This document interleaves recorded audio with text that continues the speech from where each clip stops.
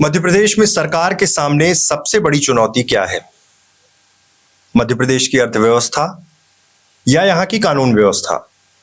अगर विपक्ष के घटनाक्रम को देखा जाए कि विपक्ष किन मुद्दों को लेकर सबसे ज्यादा आक्रामक है सरकार पर, तो आप देखेंगे कि सबसे ज्यादा जो मुद्दे हैं जो विपक्ष की ओर से उठाए जा रहे हैं वो है प्रदेश की कानून व्यवस्था को लेकर।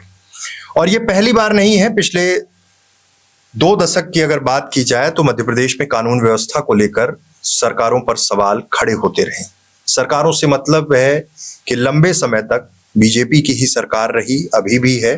बीच में कुछ समय के लिए कांग्रेस की सरकार आई, लेकिन कानून व्यवस्था को लेकर स्थितियां जस की तस बनी रही। लेकिन कांग्रेस का यह कहना था कि हमें समय कम मिला, हमारी सरकार गिरा दी गई, नहीं तो हम कानून व्यवस्था को लेकर बेहद संवेदनशील थे और कानून व्यवस्था को दुरुस्त करने के लिए वो तमाम बड़े प्रयास किए जाते।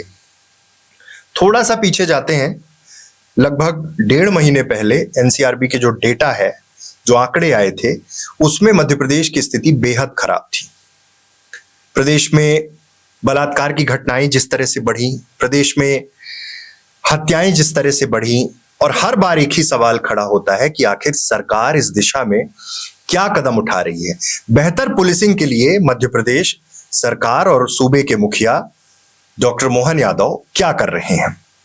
और यह सवाल हमेशा जब मध्य प्रदेश के मुख्यमंत्री शिवराज सिंह चौहान थे तब भी ये सवाल उसी तरह से उठाए जा रहे थे, उसी तरह से विपक्ष के द्वारा, जनता के द्वारा पूछे जा रहे थे। 2024 के अगर आंकड़ों की बात की जाए तो मध्य प्रदेश में हर दिन 20 बलात्कार, एवरेज हर दिन 20 बलात्कार की घटनाएं मध्य प्रदेश में हुई हैं। ये आंकड़े हैं। 5 वर्षों में बलात्कार के मामले में 19% की बढ़ोतरी हुई है। आप समझिए, बेहतर पुलिसिंग, पुलिस का संवाद, अपराधों के प्रति जागरूकता और किस तरह से बचाव करना है, बेहतर पुलिसिंग की क्या व्यवस्था की जाएगी, ये तमाम विषय लगातार सरकार उठाती रहती है। लेकिन इस बीच मध्य प्रदेश में जो आदिवासी बाहुल्य क्षेत्र हैं, वहां पर बलात्कार की घटनाएं तेजी से बढ़ी हैं।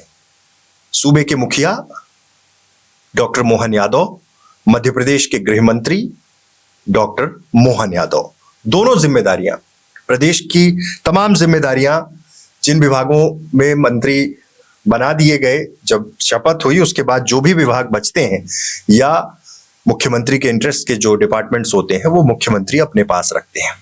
2023 में जब डॉक्टर मोहन यादव मुख्यमंत्री बने, शिवराज सिंह चौहान को केंद्र की राजनीति में भेजा गया, 2024 में वो सांसद बने, उस समय गृह मंत्रालय उन्होंने अपने पास रखा। शिवराज सिंह चौहान ने अपनी मध्य प्रदेश की जो political journey as a chief minister चली, उसमें वो ये जिम्मेदारी किसी दूसरे व्यक्ति को, किसी दूसरे विधायक को जो मंत्रिमंडल में थे उनको दी, क्योंकि मध्य प्रदेश बहुत बड़ा है और यहाँ की कानून व्यवस्था को किस तरह से संभालना है शायद किसी और पर जिम्मेदारी देकर ही संभाली जा सकती। लेकिन यहाँ पर डॉक्टर मोहन यादव को लगा कि वो इसमें बेहतर काम कर रहे हैं, काम कर सकते हैं।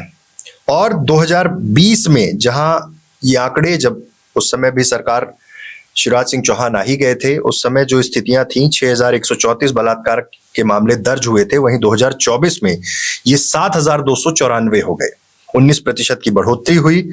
और ये जो आंकड़े हैं, इन आंकड़ों पर आप देखेंगे, जब एनसीआरबी का पूरा डेटा वेबसाइट पे ऑफिशियल है, और जिस तरह से जो घटनाएं अब हो रही हैं, बलात्कार के मामले, हत्या के मामले, लूट के मामले और बाकी जगह जो हर जिले में जो कानून व्यवस्था को लेकर सवाल खड़े हो रहे हैं सरकार पर, उसमें सीधे तौर पर निशाने पर सरकार और सूबे में गृह मंत्री, खुद मुख्यमंत्री भी लगातार हैं। और एक मांग शुरू हुई कि मध्य प्रदेश में किसी और को गृह मंत्री बनाया जाए ताकि सतत निगरानी हो सके, कानून व्यवस्था की मॉनिटरिंग हो सके और प्रदेश की कानून व्यवस्था को दुरुस्त किया जा सके। विपक्ष भी लगातार ये कहता आया है।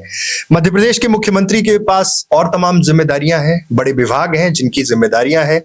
इस बीच में क्या कानून व्यवस्था के लिए उतना समय सूबे के मुखिया निकाल पा रहे हैं? अगर नहीं निकाल पा रहे हैं तो मध्य प्रदेश की जो स्थिति है उसको भांपते हुए उन्हें कोशिश करनी चाहिए कि किसी और व्यक्ति को, क्योंकि उनकी कैबिनेट में केंद्र से लेकर राज्य तक के तमाम वो अनुभवी चेहरे हैं जो बड़ी जिम्मेदारियां निभा चुके हैं, और वहां पर यह मांग उठती है कि गृह मंत्रालय किसी और को दे दिया जाए। बहुत पावरफुल डिपार्टमेंट है, शायद इसलिए भी मुख्यमंत्री सोचते होंगे कि मैं ही संभालने की कोशिश करूं। लेकिन बेहताशा मध्य प्रदेश में बढ़ते अपराध कहीं ना कहीं सरकार के लिए बड़ी चुनौती बन चुके हैं और सरकार को ये सोचना होगा कि आखिर अपराधों पर लगाम कैसी लगाई जाए। हर जिले में क्या हालत है ये किसी से छिपा नहीं है। कानून व्यवस्था को लेकर सवाल खड़े हो रहे हैं, विपक्ष आक्रामक है, लोगों में अगर डर का माहौल है, लोग अगर डर रहे हैं, लोग अगर ये सोचने पर मजबूर हो रहे हैं कि हमने जिन्हें चुना है वो अगर बेहतर पुलिसिंग और कानून व्यवस्था को दुरुस्त नहीं कर पा रहे हैं, तो इससे आगे आने वाले समय में क्या कुछ होगा। सरकार प्रचंड बहुमत के साथ है और मांग है कि सूबे के मुखिया किसी और को जिम्मेदारी दें गृह मंत्रालय की, गृह मंत्री कोई और हो ताकि प्रदेश की कानून व्यवस्था को बेहतर कर सके। हालात किसी से छुपे नहीं है, अपराधों में मध्य प्रदेश देश के टॉप मोस्ट स्टेट्स में है। बलात्कार, लूट, हत्या जैसे मामले मध्य प्रदेश में काफी तेजी से बढ़े हैं। अलग अलग जिलों में क्या स्थिति है, नशेगत अपराध की क्या स्थिति है, इन सब से मध्य प्रदेश का सर शर्म से भी झुका है। देश भर में नशेगत अपराध में मध्य प्रदेश भी अव्वल दर्जे में आता है। लगातार कार्रवाई की बात होती है, एक्शन की बात होती है, लेकिन जब मुख्यमंत्री खुद जिम्मेदारी निभा रहे हैं, लेकिन अगर ये व्यवस्था उस तरह से दुरुस्त नहीं हो पा रही तो ये सोचना होगा कि किसी और को ये जिम्मेदारी दे दी जाए। मध्य प्रदेश में तमाम बड़े चेहरे हैं, कैलाश विजयवर्गीय, प्रहलाद पटेल, ये सब कैबिनेट में है, लंबा अनुभव है, तो क्या किसी और को जिम्मेदारी देने के बारे में मध्य प्रदेश के मुख्यमंत्री डॉक्टर मोहन यादव सोच रहे हैं, या फिर शीर्ष नेतृत्व बीजेपी में जो फैसले, ज्यादातर फैसले, बड़े फैसले दिल्ली से होते हैं, क्या दिल्ली आला कमान इस दिशा में कुछ सोच रहा है या नहीं, ये देखना बहुत महत्वपूर्ण होगा, क्योंकि सबकी निगाहें इस चीज पर टिकी हैं कि प्रदेश की कानून व्यवस्था सुधरे। बहुत बहुत धन्यवाद।